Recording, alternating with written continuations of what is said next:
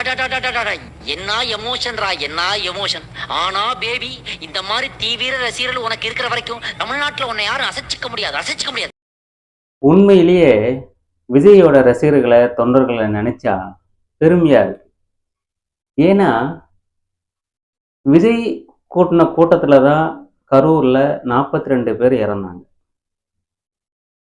இறந்த உடனே அவர் நியூஸ் தெரியுதா தெரியலன்னு தெரியல, அவர் பாட்டு கிளம்பி போயிட்டாரு. அங்க ஏர்போர்ட்ல பத்திரிகைக்காரங்க கேட்குறாங்க, சார் சார் உங்களால் ஒரு 39 பேர் இறந்துட்டாங்க அப்படின்னு. சார் இறந்துட்டாங்கன்னு கத்துறாரு ஒரு பத்திரிக்காரர். அவர் பாட்டு கண்டுக்காம போயிட்டார். அது அவரோட மனநிலை உண்மையிலே அது கஷ்டமாக தான் இருந்திருக்கும். ஏன்னா பத்திரிக்காரங்க வர ஏடாகூடமாக கேள்வி கேட்பாங்க. சரி நம்ம ஏதாவது வாயை விட்டு ஏதாவது கஷ்டமாக இருக்கும் அப்படின்னால அவர் பேசாமல் போயிட்டார். அதுக்கப்புறம் அங்கே இருந்தால் எனக்கு பிரச்சனை வரும்னு அப்படின்னு சொல்கிறாங்க. விஜய் சார் அங்கே இருந்ததுதான் கண்டிப்பாக பிரச்சனை வரும்ன்றாங்க. சரி ஹாஸ்பிட்டலில் போனால் பிரச்சனை வரும்ன்றாங்க. சரி ஓகே, வீட்டுக்கு சென்னைக்கு வந்துட்டார். அங்கே வந்து ஒரு வீடியோ போட்டிருக்கலாம், ஒரு ஆழ்ந்த இரங்கலையோ அனுதாபங்களோ ஒரு வீடியோ போட்டிருக்கலாம் அன்றைக்கி நைட்டு. சரி பெரிய மன உளைச்சல இருந்திருக்காரு, ஓகே, இல்லைன்னு சொல்ல வரல. மறுநாள் காலையிலையாவது அந்த வீடியோ போட்டிருக்கலாம், ஒரு ஆழ்ந்த இரங்கல் தெரிஞ்சிருக்கலாம், இல்லை ஆழ்ந்த அனுதாபங்களை தெரிவிச்சிருக்கலாம். ஆனால் வீடியோ அன்றைக்கும் போடல, மறுநாளும் போடலை. 3வது நாளும் ஒரு வீடியோ போடுறாரு. எனக்கு வந்து ரொம்ப கஷ்டமாக இருக்குது, எனக்கு இத்தனை பேர் சப்போர்ட் பண்ணதுக்கு ரொம்ப நன்றி, அனைத்து கட்சி தலைவர்களுக்கும் தொண்டர்களுக்கும் எனக்கு ஆதரவாக இருந்தாங்க அப்படின்னு நிறைய சொல்லி போடுறாரு.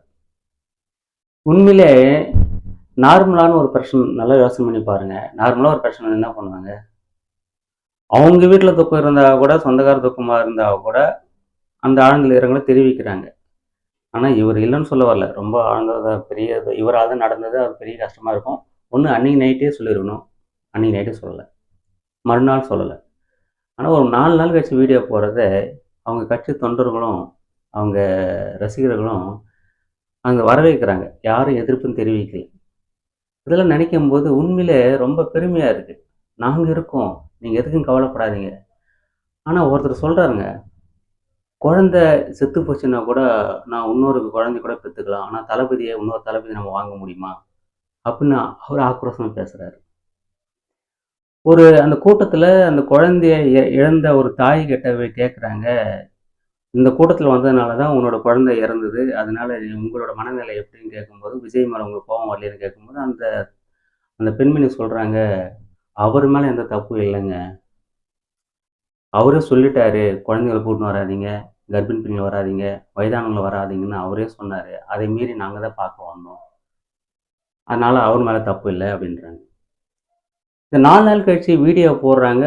அது ஒரு காணொலியை ஒரு வயசான அம்மா அந்த டிவியை பார்த்து, கவலைப்படாத விஜய், நீ என் புள்ள மாரி, நீ தான் மறுபடியும் 2024 ஆட்சி அமைக்கணும் அப்படின்ற மாரி அந்த டிவியை தொட்டு முத்தமிட்டு அவர் வந்து விஜய்க்கு வந்து ஒரு ஆரவாரம் செய்கிறாங்க.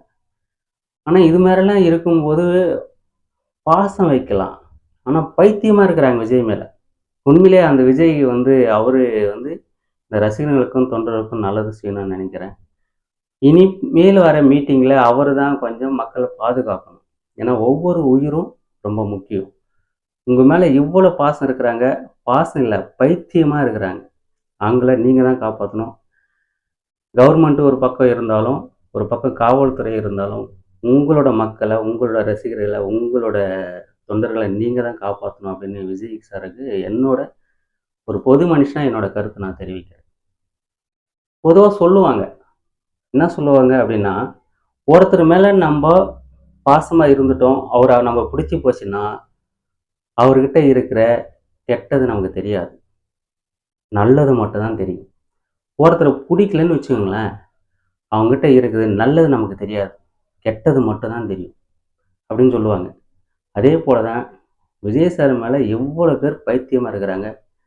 அதனால் மக்களும் இனிமேல் வந்து அவங்களும் கொஞ்சம் அசால்ட்டாக இருக்கக்கூடாது, கொஞ்சம் கேர்ஃபுல்லாக.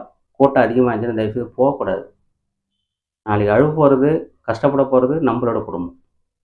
அது ஜனங்க புரிஞ்சிங்கன்னா நல்லாயிருக்குன்னு நினைக்கிறேன். ஏன்னா தொண்டர்கள் செய்கிற தப்பு கண்டிப்பாக தலைவர்கள் தான் போய் சேரும். ஏன்னா தலைவர் வந்து எல்லாரையும் பார்த்துன்னு இருக்க முடியாது. அவங்க கட்சிக்கும் தலைவருக்கும் கெட்ட பேர் வரக்கூடாதுன்னா தொண்டர்களும் கூட கூட ஒத்துழைப்பு கொடுத்து அவருக்கு நல்ல பேர் வாங்கி தரணும். இது என்னோட கருத்து. மீண்டும் நாளை வேற இதில் சந்திக்கலாம். நன்றி. அடடடடடடடை. என்ன எமோஷன்ரா, என்ன எமோஷன். ஆனா பேபி, இந்த மாதிரி தீவிர ரசிகர்கள் உனக்கு இருக்கிற வரைக்கும் தமிழ்நாட்டுல உன்னை யாரும் அசைச்சிக்க முடியாது.